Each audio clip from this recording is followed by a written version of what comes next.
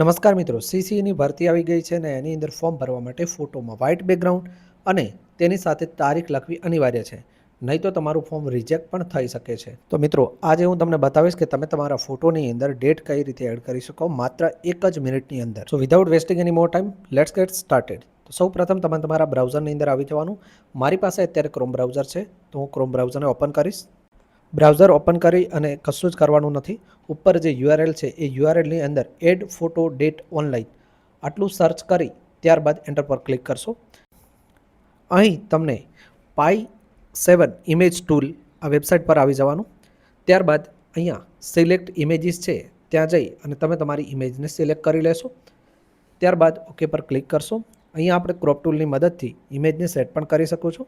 ત્યારબાદ અહીંયા નીચે જે બ્લુ કલરનું આઇકન છે ત્યાં પ્રેસ કરશો. અહીં નેમની અંદર કશું જ કરવાનું નથી.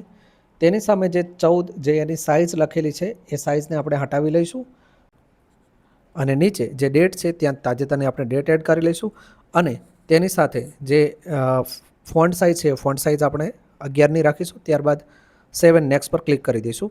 ત્યારબાદ અહીંયા જે 13 કેબીની આપણે સાઇઝ સેટ કરી દઈશું કેબીમાં અને ત્યારબાદ 7 ડાઉનલોડ પર ક્લિક કરી દઈશું. તો તમે અહીંયા જોઈ શકો છો કે આપણી પાસે ઇમેજ આવી ગઈ છે.